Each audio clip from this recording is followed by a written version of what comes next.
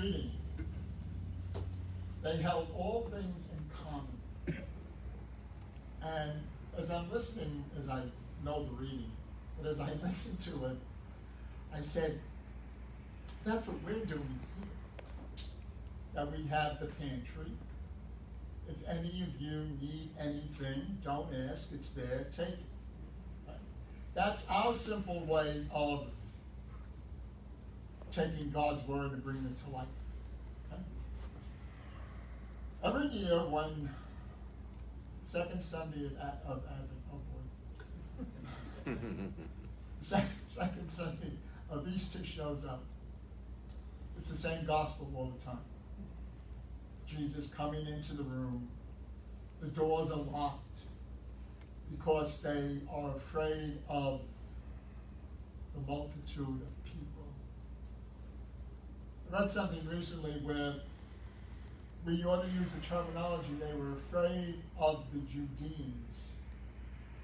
Those are the temple authorities. And don't use the word the Jews. And those of us who remember, the Jewish people carried that horrible stigma with them of being called Christ killers. And to this day, this exists. And I always begin the same way. And you could probably check where she is video. Jesus comes into the room. Now, suppose you're Jesus.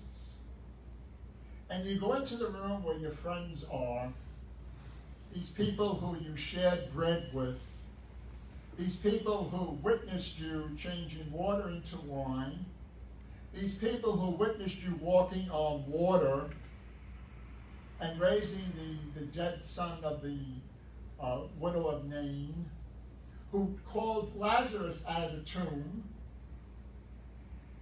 And the first thing he says to them is, peace be with you. What would we have said? Thanks a lot. Huh? Boy, I could really depend on you guys. And Jesus gives us that example. I don't know how many of you, but I have to admit many times, it's, you hurt me, I can't even look. You betrayed me. One of the Psalms says that you shared bread with me, and now you literally stab me in the back. And this is the message that Jesus gives us. This is what we're called to. Don't look at the people that have hurt us with our eyes, but look at the people who have hurt us with the eyes of Jesus. That's what we're called to be. People who walk in the footsteps of Jesus of Nazareth. Right? And then we hear about Thomas. Good old Thomas. And every time you read the scriptures, no matter what version you read, King James Bible, the New International Version, the so-called Catholic Bible, crazy. But they all say the same thing. Thomas called twin. Did you ever think about that? Twin. Thomas is the one that's referred to as being doubting. Doubting Thomas. And that's probably within each one of us. Thomas, you could say, had two natures. He believed in Jesus. He was with him when he did those miracles that we spoke about a few minutes ago. But his faith still wasn't strong enough. And you got to give Thomas credit. He spoke the truth. He didn't believe. How many of us have the difficulty telling the truth when we know that we might be hurt by it? Or maybe they won't like me if I really say what I believe. And Thomas said, I won't believe until. And then Jesus gives you and me a tremendous, almost pat on the back. Blessed are those who believe and have not yet seen. That's us. We've seen the presence of God, hopefully, in each other, in nature. But there are some people who still won't believe. And Jesus gives Thomas that wonderful gift of touching.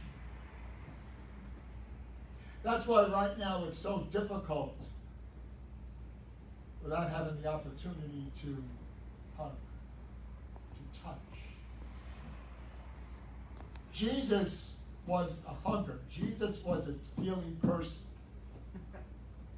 As Father Vinny and I have said many times, Jesus was probably 10. We hug. Right? And then Thomas said something. 5 words. My Lord and my God. The only person who ever referred to Jesus by the title of God was Thomas. Just as the only person to ever refer to Jesus by his name was the thief on the cross. Jesus, remember me when you come into your kingdom.